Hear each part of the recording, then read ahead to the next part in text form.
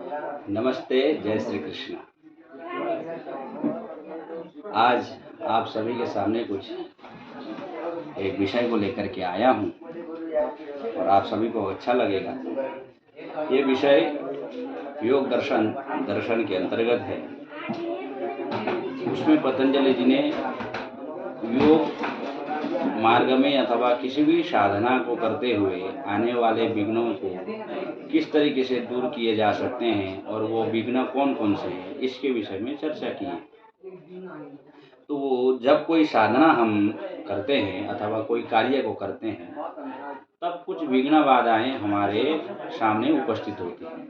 तो वो कौन है? तो पतंजलि जी कहते हैं व्याधि, स्त्यान, संशय, प्रमाद, आलस्य, अविरति, भ्रांति दर्शन, अलब्ध भूमिकत्व, अनवस्थितत्वानि करके ये 9 जो विघ्न बाधाएं हैं उन्होंने बताए हैं। इन 9 के साथ कुछ और अंतराएं भी आती हैं। दुख, दौर्मनस्यांग, अंग मेजयत्व, श्वास प्रश्वास, इस प्रकार ये 5 और पहले के 9 मिलाकर 14 विघ्न बाधाएं सामान्य तौर पर हमारे जीवन में रहते ही, चाहे वो किसी भी कार्य क्षेत्र में हो, विद्या के कार्य क्षेत्र में हो, चाहे व्यवसाय के कार्य में हो, चाहे वो अध्ययन के क्षेत्र में हो। आप आध्यात्मिक रूप से अपने आप को प्रबल बनाना चाहते हैं तो इन विघ्नों का सामना हम सभी को करना ही पड़ता है।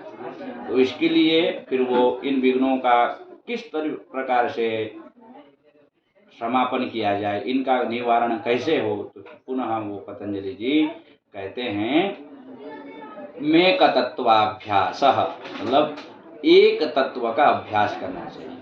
मन को, चित्त को बार बार किसी एक विषय में निरंतर लगाने का प्रयत्न करना चाहिए, जिससे कि हमारा मन उस कार्य के प्रति धीरे धीरे लगता जाएगा और हमारा मन एकाग्र होगा और मन को शांति मिलेगी और वो कार्य सिद्धि हो जाएगा।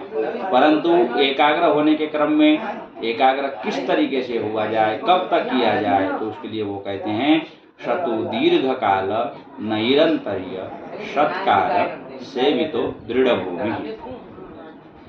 दीर्घ काल तक निरंतर, कभी उसमें बाधा न आए, दीर्घ काल निरंतर सत्कार, आदर पूर्वक, सत्कार पूर्वक, सेवितो, सेवा का भाव ले, जो कार्य करता है वो कार्य करते समय हमें सेवा का भाव हो कि मैं सेवा कर रहा हूँ, ईश्वर आराधना कर रहा हूँ।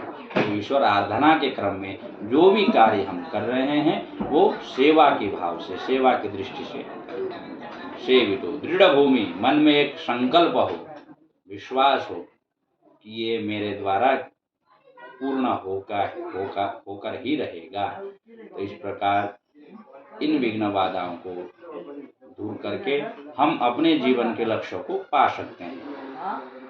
तो योग के माध्यम से पतंजलि जी बताते हैं कि जीवन के हर एक क्षेत्र में हमें कोई ना कोई समस्याएं आती हैं, तो उन समस्याओं को एक तत्व अभ्यास के द्वारा, ईश्वर प्रणिधान के द्वारा हम उन विघ्न बाधाओं को दूर कर सकते हैं और अपने लक्ष्य की ओर अग्रसित हो सकते हैं।